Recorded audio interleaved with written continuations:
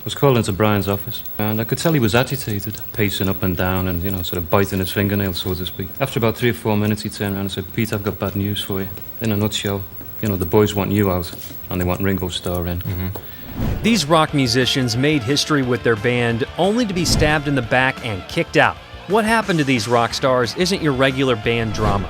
Their stories are filled with chaos, betrayal, ego wars, brutal power struggles, and shocking twists that led to their brutal departures.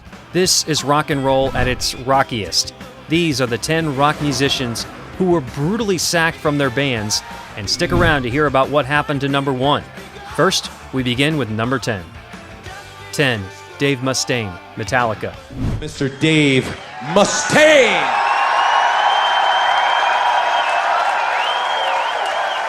Before founding Megadeth, Dave Mustaine was the original lead guitarist of Metallica. His talent was undeniable, but so were his self-destructive tendencies. His aggressive behavior and substance abuse became impossible for the band to ignore.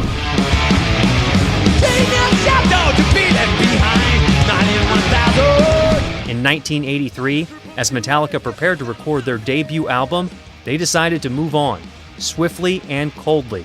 Without any prior notice, they woke Mustaine up, handed him a bus ticket from New York to Los Angeles, and informed him he was no longer part of the band.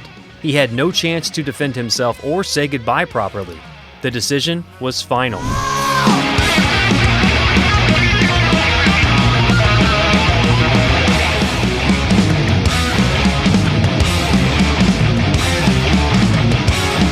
On that long, solitary ride back to the West Coast, Mustaine swore revenge. That fury fueled the creation of Megadeth, one of thrash metal's greatest bands.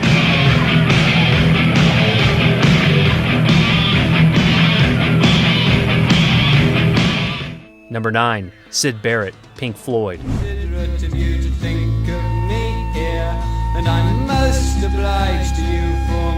Syd Barrett was the visionary behind Pink Floyd's earliest and most experimental works, but his genius was accompanied by deep mental health struggles, compounded by heavy psychedelic drug use. And I love the Queen. As his performance grew more erratic, repeating the same chord for hours, zoning out mid-performance, the band found themselves in an impossible position. One day, as the band drove to a gig, someone casually suggested they not pick Barrett up, and so they didn't. That unspoken decision became permanent.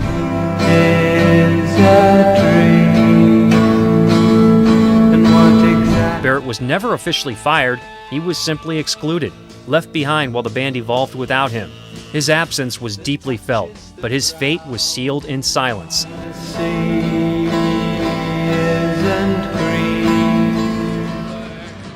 Number 8, Brian Jones, The Rolling Stones. What a crazy sound, but they never stop rocking. Brian Jones was the founding member of the Rolling Stones, the man who gave them their name and their original bluesy edge. But by the late 60s, something had changed. While the Stones were rising to global superstardom, Jones was spiraling. Front doors were locked. The place is bad. His heavy drug use and erratic behavior made him unreliable in the studio and on stage. Tensions within the band grew, and his role began to fade. By 1969, it was clear that he could no longer keep up. The band had no choice but to let him go, officially citing musical differences, but behind the scenes, it was his downward spiral that forced the decision.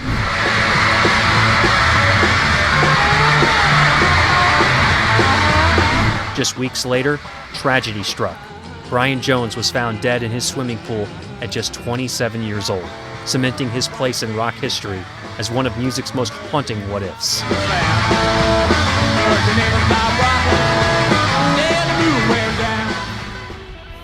Number 7, Richard Wright, Pink Floyd.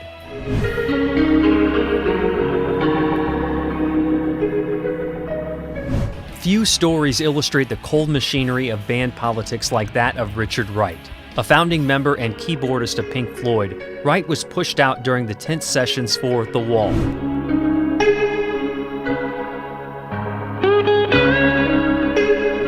Roger Waters, now the band's dominant voice, demanded Wright's dismissal. Though initially reluctant, The rest of the band agreed. Wright was fired, but then brought back as a salaried session musician to perform on the Wall tour.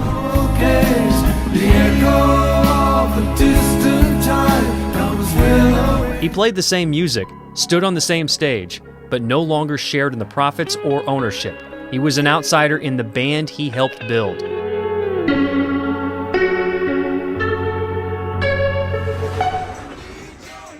Number 6, Pete Best, The Beatles.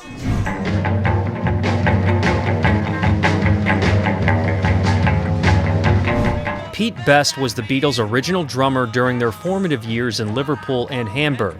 Fans adored him, and his good looks made him especially popular. But within the group, Best never quite fit, and tensions simmered.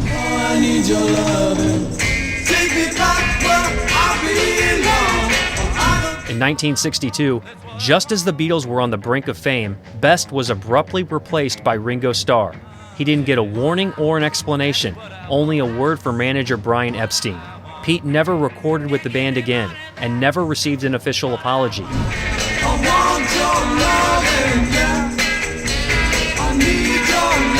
The Beatles became a global phenomenon.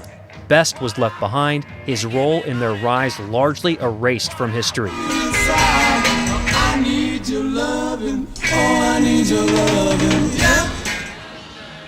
Number 5, Phil Lynott, Skid Row.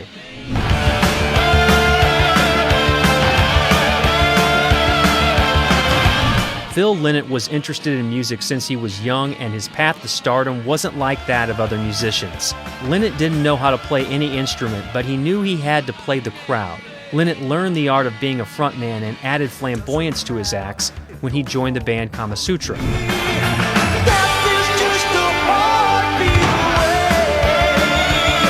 In 1968, Lynott formed a band with bassist Brendan Brush Shields to form Skid Row, but there was a problem. Lynott was ruining their performances. He suddenly began to sing off-key. It turned out it wasn't his fault and had problems with his tonsils.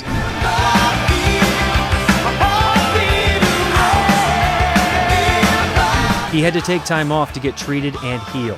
When he came back, he had gotten replaced. The show went on without Lynott, and Shields had become the new frontman, and Lynott was useless to the band and had become effectively sacked from it.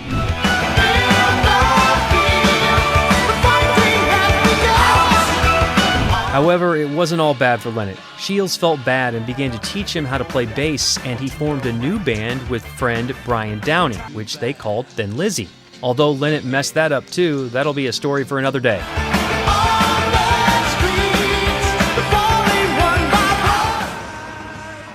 Number 4, Glen Matlock, Sex Pistols.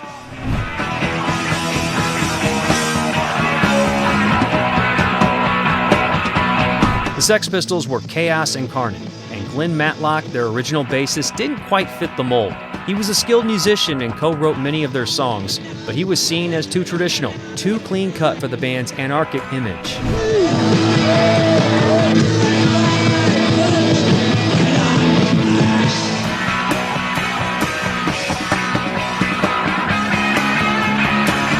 The official reason for the firing?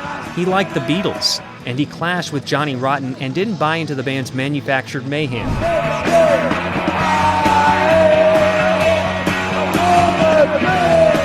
He was replaced by Sid Vicious, a far less competent musician, but a more marketable face of punk rebellion. The band imploded shortly after, and with that, let's talk about the sad story of Number 3. Number 3, Ozzy Osbourne, Black Sabbath.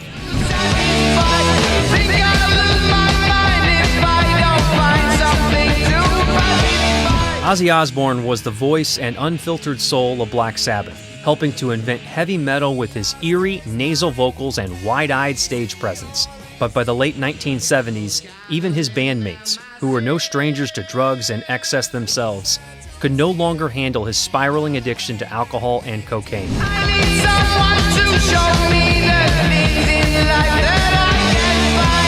Rehearsals were chaotic, recording sessions stalled, and Ozzy often disappeared for days at a time. In 1979, after years of dysfunction, the band made the agonizing decision to cut him loose. He was fired while holed up in a Los Angeles hotel room, barely coherent, lost in a haze of substance abuse and depression.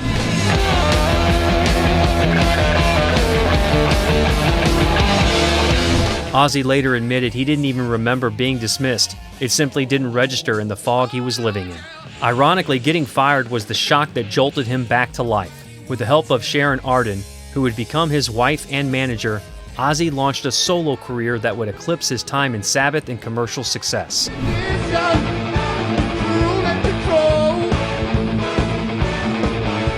His 1980 debut, Blizzard of Oz, introduced a new generation to the Prince of Darkness, proving that sometimes legends are truly forged in exile.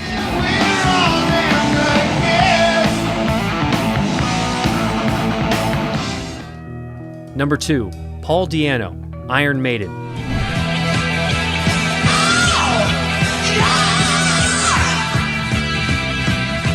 Paul Di'Anno's gritty, punk-inspired vocals defined Iron Maiden's first 2 albums, Iron Maiden and Killers, giving the band a raw, street-level edge that set them apart from other rising metal acts.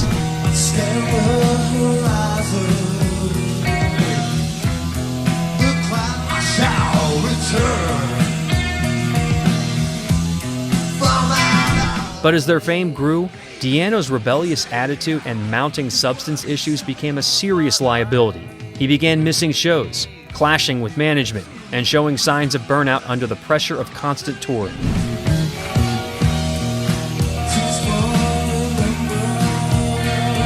Before the recording of their pivotal 3rd album, The Number of the Beast, the band made a painful decision. Di'Anno had to go. He was replaced by Bruce Dickinson, whose soaring vocals would take Maiden into a new era of global dominance. Meanwhile, Di'Anno faded into obscurity.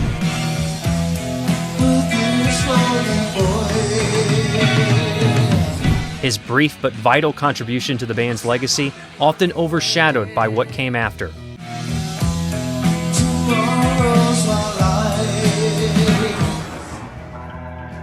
Number 1, Dave Navarro, Red Hot Chili Peppers.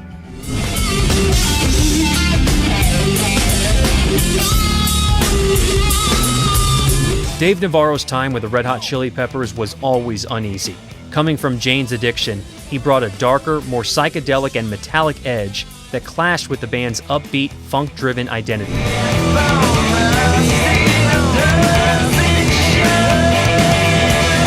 His style didn't quite gel with their sound or their lifestyle. While Navarro was known for his moody introspection and heavier influences, the Chili Peppers thrived on manic energy and rhythmic groove. Creative tension simmered throughout the recording of One Hot Minute, the only album they made together. Although the record had its moments, the chemistry never fully clicked.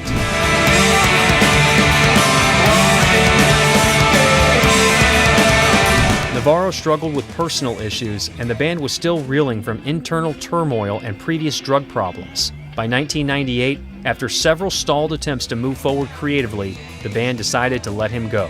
But rather than a conversation or even a phone call, Navarro received the news via fax, a cold, formal message informing him that he was no longer part of the group. It was impersonal, abrupt, and deeply humiliating.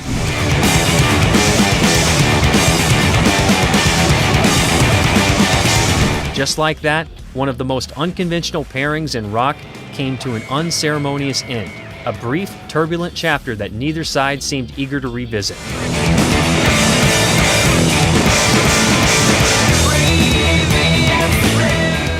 So tell us what you think. Which of these sackings do you think is the most brutal in rock history? And who deserved better? Drop your thoughts in the comments. Don't forget to like, subscribe, and hit the bell for more wild stories from music's messy underbelly. And if you think this was intense, check out our next video. Until next time.